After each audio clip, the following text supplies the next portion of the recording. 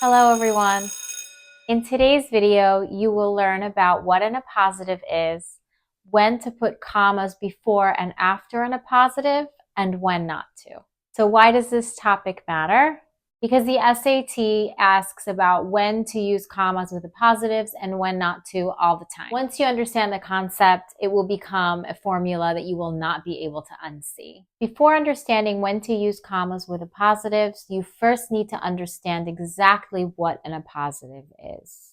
An appositive is a noun or pronoun placed beside another noun or pronoun to describe it. Take a look at this example from my slideshow. American spy Virginia Hall was a formidable Allied agent during World War II, organizing numerous successful sabotage and rescue networks despite having a prosthetic leg she named Cuthbert. In this example, the appositive Virginia Hall identifies the noun spy. By the way, this anecdote about Virginia Hall is true. I know that grammar can be kind of boring for many, so I tried to come up with interesting anecdotes from history to make the lesson a bit less dry. But of course, if you know anything about me, you know that I don't think grammar is boring. I actually love grammar, specifically punctuation. And I am very excited to be talking about commas today, believe it or not. So why is that? Why do I love punctuation? Why do I love commas? I'm very articulate in writing, more so than speaking, I think. And punctuation just makes expression more precise. I appreciate that. All right, let's get back to appositives now. Appositives can be essential or non-essential, and knowing the difference will help you to figure out when to put commas around the appositive and when not to. An essential appositive adds information to the sentence that is essential to understanding the basic meaning of the sentence, and therefore it should not, I repeat, should not be surrounded by commas. On the other hand, a non-essential appositive adds information to the sentence that is not essential to understanding the basic meaning of the sentence. Therefore, a non-essential appositive must be surrounded by commas. So what determines whether an appositive is essential or non-essential? How many of something there is. If there is more than one of something, then the appositive is essential and should not be surrounded by commas. On the other hand, if there's only one of something, then the appositive is non-essential and should be surrounded by commas. The rationale behind this is that if there is more than one of something, of anything, then knowing its name is necessary to understanding the basic meaning of the sentence. It's necessary to know whom we are talking about. If it's necessary, it should not be separated from the rest of the sentence with commas. Conversely, if there is only one of something, then it cannot be confused with anything else, and therefore it's thought of, grammatically speaking, as an afterthought, and it can be surrounded by commas, and by doing so, you're setting it aside from the rest of the sentence. Now let's return to the example of the appositive I gave you earlier and figure out if it was essential or non-essential. American spy Virginia Hall was a formidable Allied agent during World War II, organizing numerous successful sabotage and rescue networks despite having a prosthetic leg she named Cuthbert. Since there is and has been more than one spy in the history of America, or the world for that matter, the name Virginia Hall is necessary to knowing who we're talking about, which spy. It's necessary to understanding the basic meaning of the sentence, and therefore you do not use commas in this case. Now let's take a look at an example of an appositive that is non-essential and therefore requires the use of commas.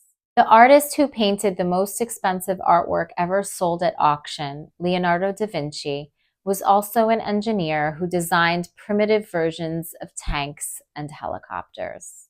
In this example, you need to surround Leonardo da Vinci with commas because knowing his name is considered non-essential.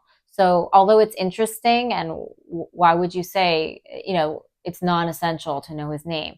We're talking about, grammatically speaking, it's non-essential, not in terms of content or knowledge.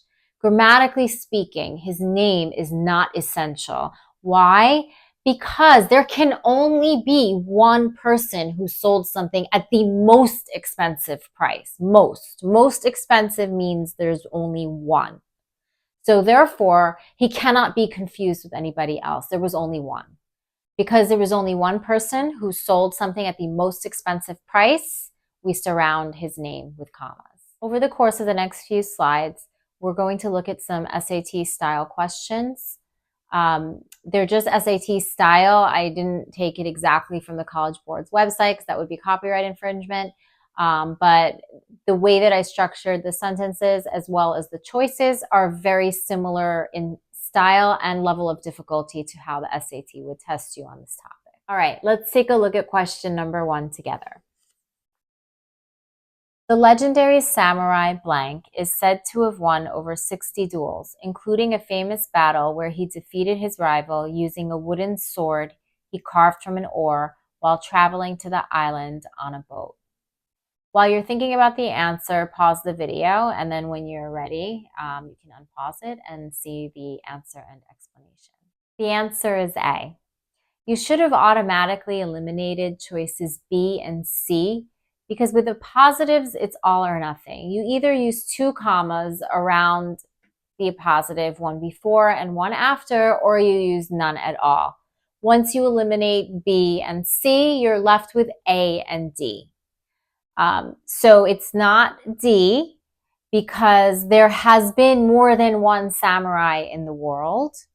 Because there's been more than one samurai in the world, knowing his name is essential to understanding the basic meaning of the sentence, and therefore we do not surround his name with commas. All right, let's take a look at question number 2 now.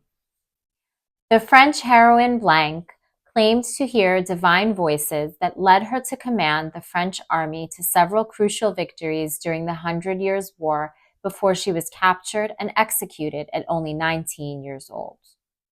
Once again, pause the video while you're thinking about the answer and then play it when you're ready to see the answer and explanation.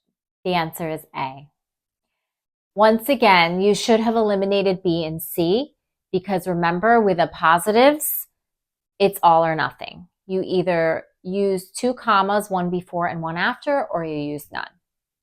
So B and C each have only 1 comma, eliminated. Then you're left with A and D. The answer is A because there has been more than one heroine in the world. Knowing her name is essential to understanding the basic meaning of the sentence, and therefore we do not separate her name from the rest of the sentence by surrounding it with commas. All right, let's take a look at question number 3. The Japanese diplomat who defied his government to handwrite thousands of transit visas for Jewish refugees during the Holocaust, blank, continued tossing blank signed visas out of his train window even as he was being forced to leave the country. Once again, pause the video, think about the answer.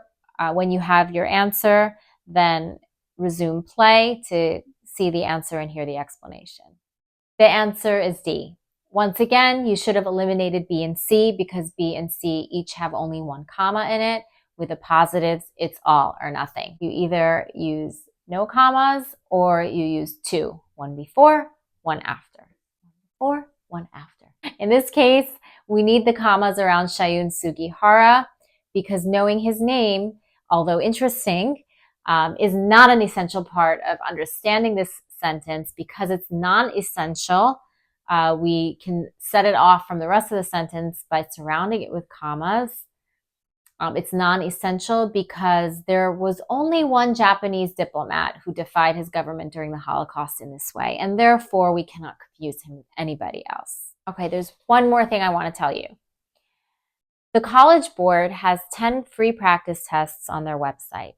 Each practice test has 2 English-related modules.